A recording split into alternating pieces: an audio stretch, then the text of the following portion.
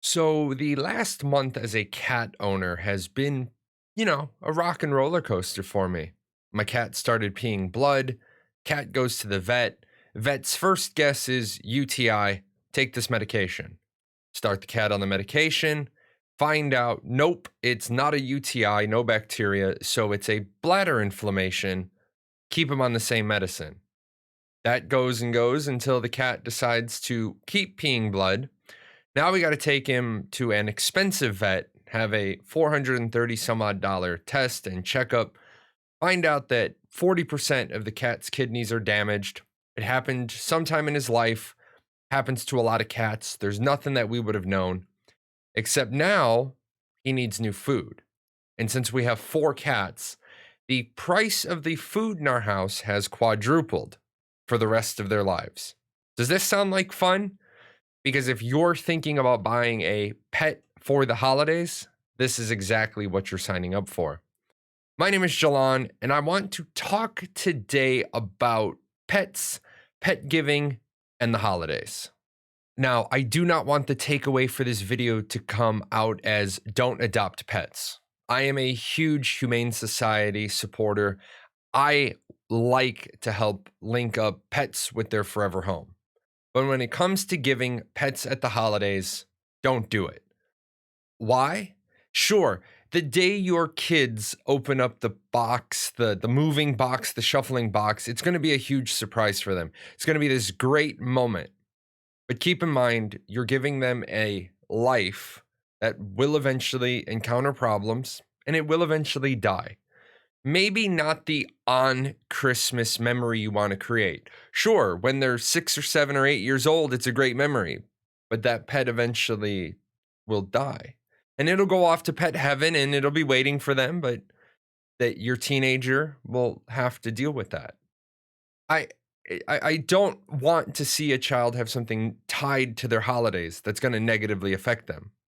Now, I want to start with the grandparents. Grandparents, if you think your grandchild deserves a pet, talk to your kid about buying your grandkid a pet. Don't just saddle your kid with a pet for your grandchild. If you really, really, really feel that your grandchild deserves a pet, then you get a pet, you keep it at your house, you take care of it, you let it be their pet that lives with you, and you saddle yourself with the burden. Wait, that doesn't sound like a really good plan for you, does it? Well, for all of the reasons why that doesn't sound like a really good plan for you, that's the same reason why your kid doesn't want you to buy their kid a pet. They aren't at a spot where they want that responsibility. Now, if you speak to your child, the parent of your grandchild, about getting a pet, and maybe they can't afford it, and maybe you want to help in that regard, then yes, absolutely. But be willing to continue helping. Pet food, pet visits, all those things that go with pets. Make sure you realize that a pet is a huge financial responsibility. And for all the parents out there that are thinking about buying their kid a pet because it's going to help teach responsibility, let me remind you that a pet is a living thing. It is not something that you use to teach responsibility. So don't buy your kids a pet to teach them responsibility. Buy your kid a pet when they have already proven that they're responsible. Don't buy your kid a pet and dump it on them. You are the adult. You are buying the family a pet. So I don't care if your kid really, really, really, really wants a pet and they promise they'll take care of it. The question I want you to ask yourself is, do you want a dog? And if the answer is no, don't get a dog. Do you want a cat? If the answer is no, then don't get a cat. You are the adult, you are the parent, that becomes your fur child. You are going to be absorbing all of the burden because when little Timmy or little Susie doesn't want to go out and clean up the yard and, doesn't want to change the litter box, guess who has to do it?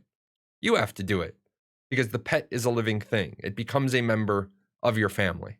Now, this is also the time of year that people do really bad fact gathering. Remember, I talk about all the time, we don't gather all of the facts. We gather the facts that support our position. You can look up, do pet adoptions work for Christmas? And you can find animal shelters that will say, yes, they do. We have a lot of pet adoptions in December and we don't see an uptick in returns in January and February. And then you can find stories from pet shelters that say, we don't really see an uptick in pet adoptions, but we know there's some Christmas gift adoptions.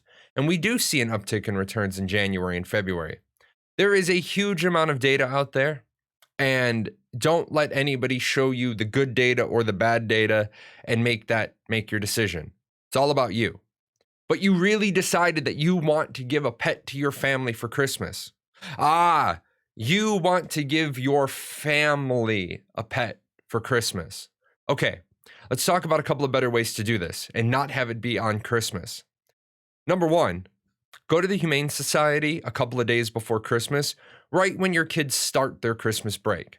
Remember, a Christmas present doesn't necessarily have to be opened on Christmas. And this will give you a couple of extra days with the dog or the cat or the pet or whatever it is with your kids while they're home, because usually Christmas break starts a couple of days before the Christmas holiday.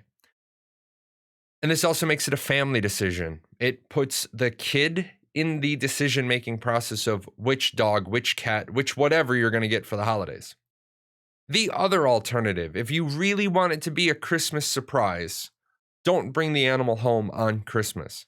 What you can do is you can wrap a food bowl, a water bowl, a leash, address it to question mark, put it under the tree. Let everybody spend their morning opening up their presents, and then there's these presents that are left over addressed to question mark.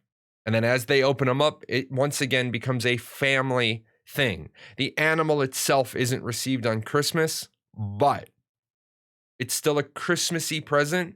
And 10, 12 years down the road, when things will inevitably be sad, it's not directly tied to them on the Christmas. It won't hit them like a ton of bricks on Christmas morning, every morning for a couple of years.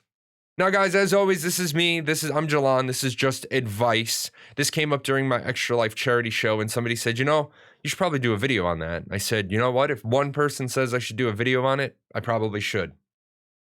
All I'm saying, grandparents, don't buy pets without talking to your kids. You can love your grandkids all you want. If you want a pet, you want your grandkid to have a pet at your place. It might actually encourage your grandchild to want to visit more. Parents, don't saddle your kids with a pet. Even if they really, really, really promise that they'll take care of it, they're a child. They really, really, really don't know what promises mean.